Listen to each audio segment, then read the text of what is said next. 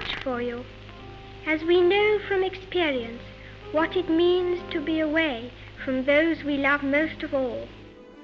I declare before you all that my whole life, whether it be long or short, shall be devoted to your service and to the service of our great imperial family to which we all belong. Happy Christmas.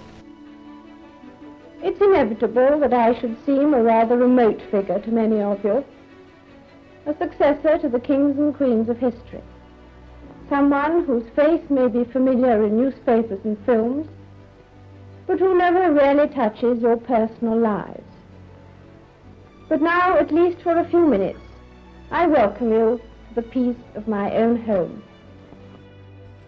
1992 is not a year on which I shall look back with undiluted pleasure. In the words of one of my more sympathetic correspondents, it has turned out to be an annus horribilis.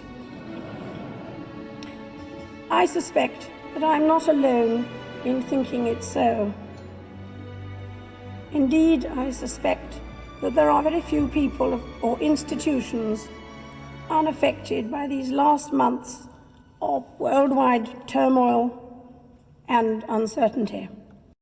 Since last Sunday's dreadful news, we have seen throughout Britain and around the world an overwhelming expression of sadness at Diana's death. We have all been trying in our different ways to cope. It is not easy to express a sense of loss, since the initial shock is often succeeded by a mixture of other feelings: disbelief, incomprehension, anger, and concern for those who remain. We have all felt those emotions in these last few days.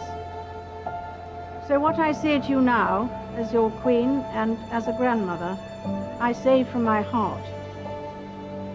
First, I want to pay tribute to Diana myself. She was an exceptional and gifted human being. In good times and bad, she never lost her capacity to smile and laugh, nor to inspire others with her warmth and kindness. I admired and respected her for her energy and commitment to others, and especially for her devotion to her two boys.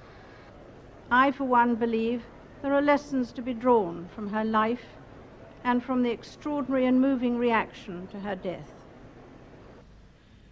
All too often, I fear, Prince Philip has had to listen to me speaking. Frequently, we have discussed my intended speech beforehand, and as you will imagine, his views have been expressed in a forthright manner. He is someone who doesn't take easily to compliments, but he has quite simply been my strength and stay all these years. And I and his whole family, and this and many other countries, owe him a debt greater than he would ever claim, or we shall ever know. I believe I was last here in 1957. 2,500 delegates and their wives rose to greet the Queen. They represented 82 member nations. Since then, I have traveled widely and met many leaders, ambassadors, and statesmen from around the world. I address you today as Queen of 16 United Nations member states and as head of the Commonwealth of 54 countries.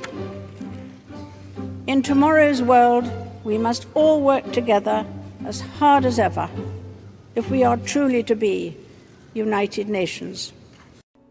I'm speaking to you at what I know is an increasingly challenging time, a time of disruption in the life of our country, a disruption that has brought grief to some, financial difficulties to many, and enormous changes to the daily lives of us all. I want to thank everyone on the NHS frontline, as well as care workers and those carrying out essential roles, who selflessly continue their day-to-day duties